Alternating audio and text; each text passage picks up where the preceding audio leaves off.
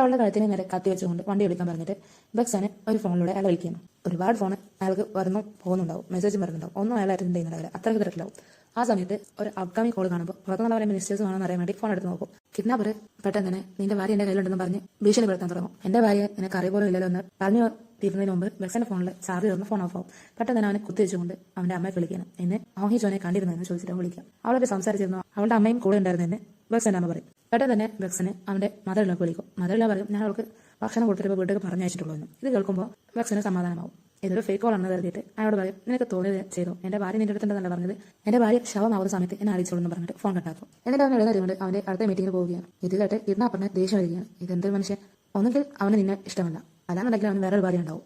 എന്ത് തന്നെയായാലും അവന് നിന്നോടാണ് എനിക്ക് ഇഷ്ടം വേണ്ടത്, ഇല്ലാന്നുണ്ടെങ്കിൽ എനിക്ക് കാര്യമില്ല, നിനക്ക് ഭാഗ്യമില്ല എന്ന് പറഞ്ഞുകൊണ്ട് അയാൾ അവിടെ ഒരു സൈക്കോ പോലെ കിടന്നിട്ട് വണ്ടി എടുത്ത് താഴെ കഴിച്ച് അലറി വിളിക്കും. ബക്സ പറഞ്ഞ വാക്കായിരിക്കും ഹോഹിജയെ അലട്ടുന്നുണ്ടാവുക. അവളെ ദേഷ്യത്തിൽ വണ്ടി ഒരൊറ്റ പോക്കും. വണ്ടിയുടെ പോക്ക് കാരണം അതൊരു ചെറിയ ആക്സിഡന്റിൽ അവസാനിക്കുകയാണ്. ഇതിന്റെ വെപ്രാളത്തിൽ ബാക്കിൽ ഇരിക്കുന്ന കിഡ്നാപ്പർ ബെൽറ്റ് ഇടാതെ കാരണം തല വെച്ചടിച്ച് ബോധം പോയിട്ടുണ്ടാവും. അവൾ പേടിച്ചുകൊണ്ട് പുറത്താവും. തന്റെ ജോലിയെല്ലാം കഴിഞ്ഞ് ബക്സനെ പെട്ടെന്ന് തന്നെ വീട്ടിലേക്ക് കുതിക്കുകയാണ്. ഉടനെ തന്നെ നേരത്തെ ക്വസ്റ്റ്യൻ ചെയ്ത ജേർണലിസ്റ്റ് അവനെ തടഞ്ഞു നിർത്തും. ആളവന്റെ ചങ്ങാരി കൂടിയാണ്. തമാശകളെല്ലാം പറയുമ്പോൾ ദേഷ്യത്തിൽ അവനെ വണ്ടിയിൽ നിന്ന് പുറത്ത് തള്ളിയിട്ട് ഒരൊറ്റ പോക്കും. പോയ അതേ സ്പീഡിൽ വണ്ടി തിരിച്ചെടുക്കുന്ന കണ്ട് കൂട്ടുകാരനെ പേടിയാവും. ജേർണലിസ്റ്റിനോട് വണ്ടിയിൽ കയറാൻ പറഞ്ഞിട്ട് ബക്സൻ ഇങ്ങനെ പറയും, കുറച്ചു മുമ്പ് എനിക്കൊരു ഫേക്ക് കോൾ വന്നിരുന്നു, എന്തൊരു പ്രശ്നം ഉണ്ടെന്ന് എന്റെ മനസ്സ് പറയുന്നുണ്ട്, അതിന്റെ നമ്പർ നീ ഒന്ന് നോക്കിയിട്ട് എവിടെ നിന്ന് വന്ന കോളാണെന്ന് ഒന്ന് പറഞ്ഞതായെന്ന് പറഞ്ഞിട്ട് ജേർണലിസ്റ്റിന് വഴിക്കായിട്ട് അവൻ നേരെ വീട്ടിലേക്ക് പോകും.